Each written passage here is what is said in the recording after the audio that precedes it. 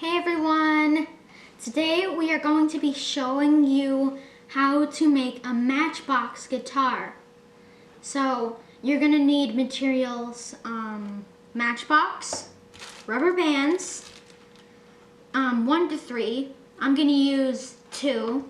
I don't know why, I just want to. And then I have invisible tape. It doesn't have to be clear tape.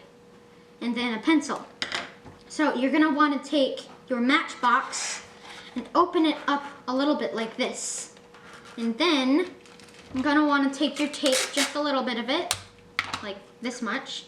And then you flip your Matchbox over and put the tape on so that it makes it so that the Matchbox stays open instead of sliding in when you put your rubber band on. Alright, now that you got the tape on, you're going to need to take your rubber bands and put them over the Matchbox.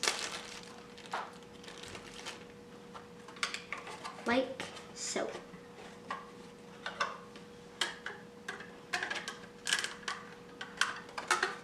And I'm going to use one more than this. And you can use any color.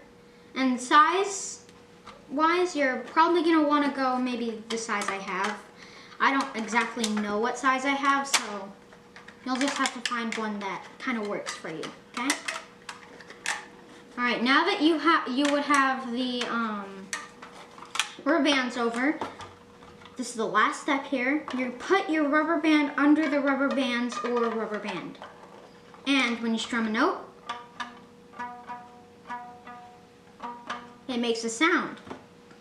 And a fun challenge you can do with your friends is try to make a Matchbox guitar for each of them, and each one of them finds the correct note, and maybe even play a song like Jingle Bells, because it's a Christmas season.